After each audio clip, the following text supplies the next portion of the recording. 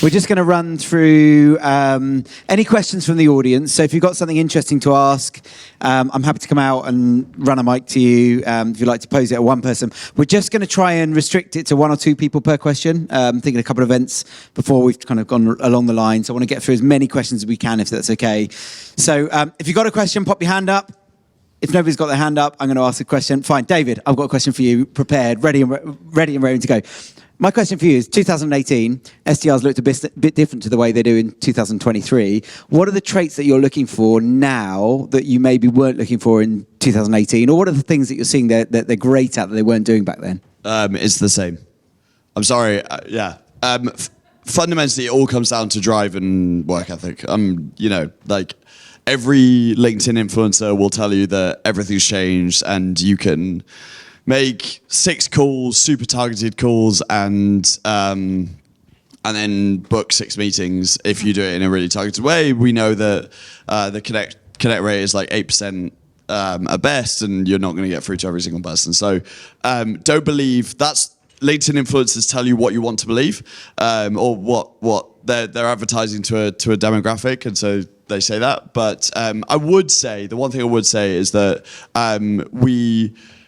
there is a lot more strateginess. Creativity really goes a long way. We're big on voice notes. We're big on video, everything that is unique. And so those innovative thinkers within the SDR team that are pushing the boundaries and exploring those new options. But that was the same in 2018 as well. So, sorry that that's a really boring answer. That's great. Thank you. I love that dial to connect rate is really interesting, because as on LinkedIn we see it's, the doomsayers say it's 2%, and it's nice to hear that you're... Depends if you use Cog as well. Well, that's exactly right. Too right. Cognism customer, obviously. Guys, any questions from the audience? Someone pop their hand up, give us a question. No, all the pressure. Here we go. I'm going to go find someone over here. Just give me a second.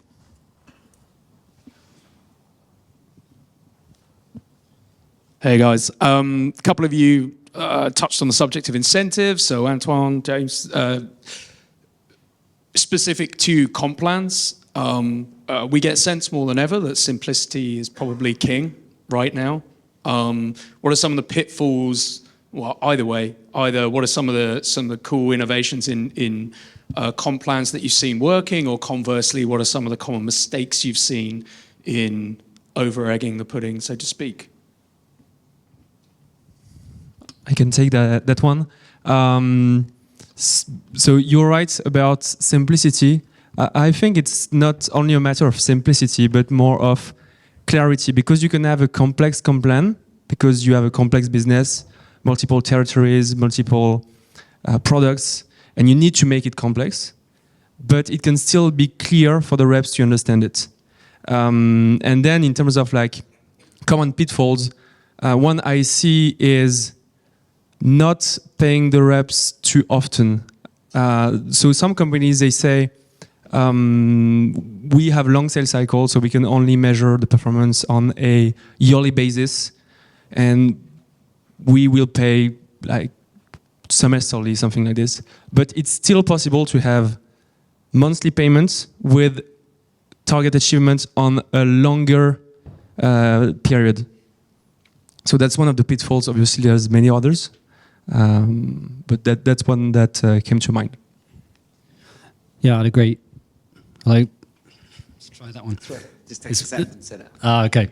Yeah, I agree with that. And I think, I think it's about keeping it simple is key, but it is what leading indicators are you measuring? And I think sometimes you can fall in the trap of getting down to the activity route, where it's right, I need 50 calls a day, I need 100 emails a day. You can really fall down. So basically then you end up driving quantity over quality at that point. It is an interesting balance on what you're actually measuring. We typically measure SQLs or meetings booked, SQLs or an SQOs created, as opposed to we are tracking activity as well, but I don't set comp plans based on activity levels. And I just, because it all leads into, for me, it's about the quality meetings. What ultimately leads to the win rates. You want to make sure your win rates are up and you've got quality going downstream. Otherwise, you just get a lot of rubbish in at the front, which, obviously can drive poor behaviour or problems further downstream. Thank you. Question over here. Matt, come to you. Hello, mate. Cheers, mate. I had a question for Jim. Really enjoyed the talk around A players, B players. And I wanted just to flip the question to think about the existing team. Because obviously in an ideal world, we'll only ever hire A players. Yeah. But the reality is, like, lots of us are looking at our existing teams and unfortunately going through that performance management process. I was curious to understand, what other data are you using to assess your existing team to really figure out whether there's B players in there that could make the step up to A players and who to probably let go? It's like a really good question. I'm 6 weeks into my new role, and so I'm going through something like this now. The team were being managed directly by the COO, who was the busiest guy in the world. I'm now there, giving him all the time in the world, but I'm trying to understand what's my baseline and who can step up. The one thing that I've done, funnily enough, on the back of the talk I've just given, was actually say to my team, hey, look, this is what I believe are the 5 key characteristics of performance, right, in a sales role. And I've asked them to score themselves on those 5 things. And then based upon where they've scored lower, we then talk about, well, how do we move you up? What do we do? And then we get into the conversation and the plan about whether they can move up, whether they've got that ability, whether they're coachable, et cetera, et cetera. So I've actually used that as my benchmark to say, hey, look, and it's my job then to help support you and give you what you need in order to actually achieve whatever targets we set for ourselves. So whether that works out or not, I'll let you know, but that's what's currently going on. Jim, maybe a B player can become an A player? Can a C player become an A player? Personally, I don't think so. I even think, as sales leaders, the more interviews that we know, I think you kind of have a bit of a gut feel, but you need to validate this, right? Data-driven decisions, etc. And we all know if it's a don't know, it's a no. And so I'm not convinced, no. I think some B players can't move up. They're just B players. A players tend to remain A players. Got you. Anyone want to add anything on that? No? Okay, I'll come back to the audience. It's one over here. I'm going to run down here. Thank you. Thanks for the great talks, guys. Conor, this one is for you. You mentioned leaning on your ecosystem and doubling down on partnerships. Can you elaborate a little bit more on that? Yes. Yeah. So doubling down on partnerships. We use a tool. I'm sure a lot of folks in this room have heard of Crossbeam. I've really have loved using that. It's a free endorsement for Crossbeam, I guess today. It's a tool that basically collates partnerships that you have, and it can put it into your CRM. So if you work at Crossbeam, that was a really good question. For me, it's been, especially as someone who's in a different country, it's been really, really useful. Coming from San Francisco, your friends work at all these companies, right? And I just don't have that here. So as it turns out, there's a huge network of Americans that work at most of the tech partners that we have at 6 Sense. So I've been able to kind of get my way into my reps into conversations, and it really just starts with an email. Hey, notice that you guys you had this logo on your website, or we noticed you guys have them as a customer. We'd love to just pick your brain on how things are going. Do you guys need any help? And honestly, in the last 6 months, there hasn't been too much of a rush to say, hey, can we sell to them as well? Because everyone's trying to protect their customer base. But it's been really, really useful for like just value-driven professional messaging to connect with your buyers for a lot of sales cycles that are taking longer, but we're getting in first and we're winning those deals.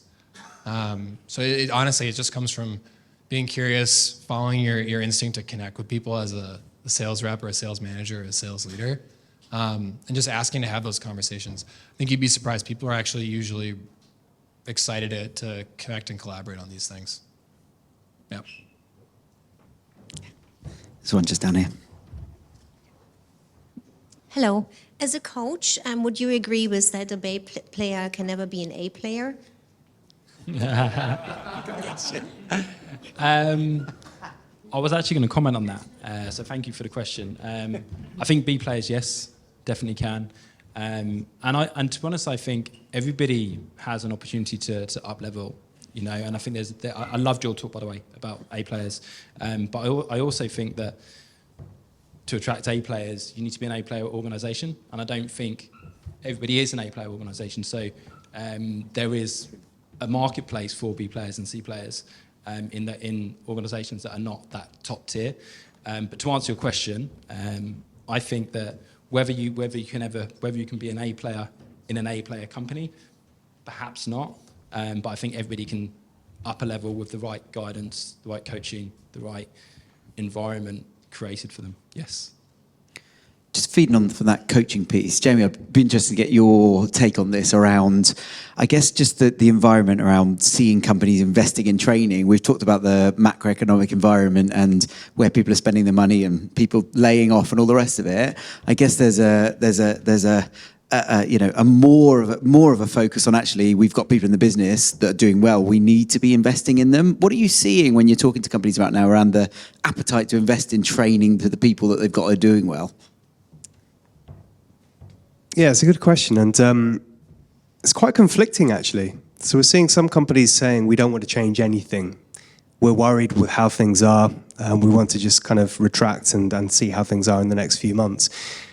And then there are some companies that are saying, okay, what can we do that's available out there that's going to give us a chance to actually improve things right now, so that when we get to the end of where we are right now and things start coming back up, because we've seen peaks and troughs throughout all sectors for years and years and years.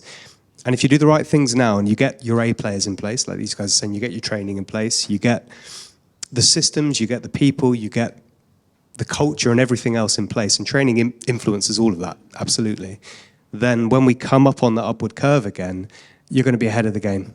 And all of the other companies out there, those that are retracting right now and saying, okay, I don't want to change things, I suspect might get bitten a bit at that point. I don't know, but that would be my guess. Jim, do you want to add something? Yeah, no, I was just going to add something on the back of the question, actually. It was a really good question about, can they move up? A couple of things. One is time is something here we need to bear in mind, right? Because I think anybody can move up. Yeah.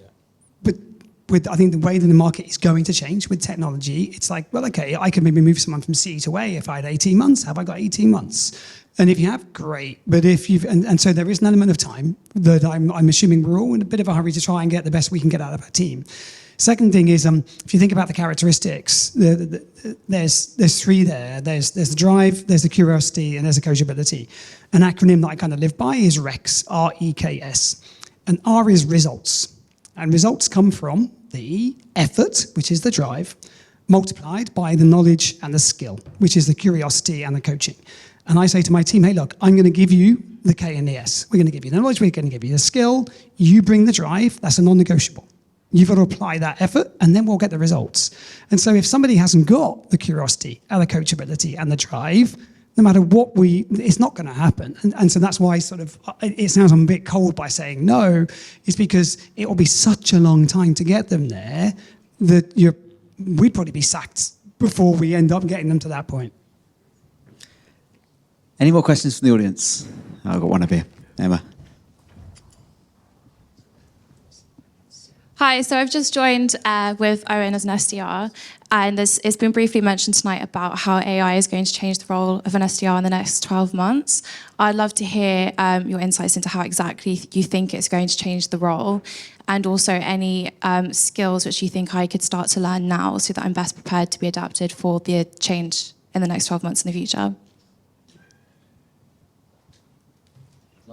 David. Okay, so I actually have a SDR that joined a month ago. Are you okay with saying what you said in our interview? Yes. Yeah, awesome.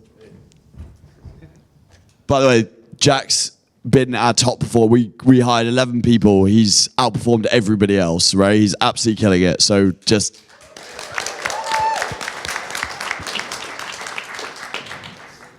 So I asked a similar question in my interview just over 2 months ago now, and that was, Dave, how is AI going to integrate into your workflow at Cognizant with your SDRs? And you said, and I said.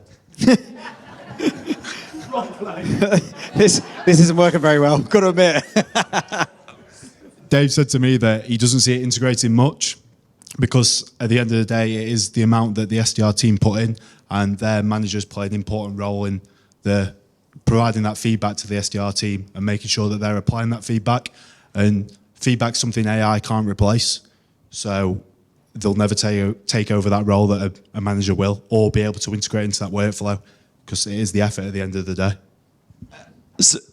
So I absolutely said that, but what Jack said to me, and it still stands out to this day, is he goes, I'm so thankful, because I basically said that ultimately sales is about human emotion. And what Jack said to me is, I'm so glad you said that, because like it is, right? Like if we really think about sales, it's about a human connection and nothing else. So I think it's a hype. I might be wrong. I really think I'm wrong. I think there's some value in it from like a research perspective, like finding research very quickly. I'm using it for Excel when I don't know how to like put numbers together. I'll type it in ChatGPT. But outside of that, like I really think sales is fundamentally about human emotion. And that's exactly what Jack said in his interview. So that's my belief. Thank you. Jack can remember that though. You got the job though. Good on you, Jack. Well done. Anyone want to add anything on the AI point? Because I think it is an interesting. No. Yeah, go for it. Yeah, no, I agree with everything you said. I think the hyper personalization thing's really interesting though with ChatGPT. So I think it's parts of it. I think it's not going to take over I'm just going to plug it into ChatGPT and it's just going to, make all the SDRs redundant and it's just going to be in this automated flow, right? But there are bits of it that are useful. The thing I was going to say, though, to your point, Dave, is about, customer-led growth, i.e., a lot in these times of bear market, downturn, whatever you want to call it, right? It's more about if you've got customer base, it's not about necessarily the acquisition end, which we always talk about. It's more about making most of the existing customers that you've already got. And that comes back to the relationships, Dave, I think you were touching on there about making sure that you are looking after your customers, and that is personal relationships, and that is, it is that day-to-day communication that ChatGPT, may be able to help a little bit with that if you're just going to be, nurturing and you're going to be sending things out from time to time. But ultimately, it's going to come down to those personal relationships and getting the voice of the customer, talking to their friends and their friends, to get those referrals, to bring quality business in, right? So if you want to get really picky, you don't necessarily want some customers because they're going to cause you a lot of cost and a lot of pain downstream. What you want is the quality customers, which will come from the quality customers that you've already got and their friends introducing you in that way. And I've definitely seen that. We did an analysis recently, and where did our deals come from in the last 3 or 4 years? And it's quite interesting when you start breaking it down, you realise that a good chunk of your quality customers and revenue is coming from people that have moved on from company to company or have introduced you to their friends and their peer group. So I'm sort of becoming more of a buy-in of this flywheel funnel rather than a top to bottom and focusing too much on acquisition and focusing more on the customer-led side. So here's the thing, right? I've been saying for years as people have jumped on the cold calling is dead wagon and all the rest of it. It's like the whole time humans are buying, humans selling will be the most important thing. So everything else is a tool, and that's certainly my take on it. I think we need to wrap up with one final question. If it's okay, I'm just going to fire that at Jim. Jim, you want to grab a mic quickly. How do you think your talk went today? And what do you think we think of you? Is that the question? I spoke very quickly, so I had a lot of words to get in. And hey, look, I'm sure I'll get some feedback afterwards, right? Like, I enjoyed it. Was there a third part of the question? What was the third part of the question? How would you do it differently? What would you do it differently if it started again? I got a few things wrong, but no one would know that in the room because of the fact that only I knew the words. So actually, I'm not sure I would change anything. Sorry, I had to do that because I just thought I'd practice it, and it's nice to see things in practice. Theory's great, practice is much, much better. Guys, would you give a round of applause to all of our panelists? Thank you very much. Thank you, guys.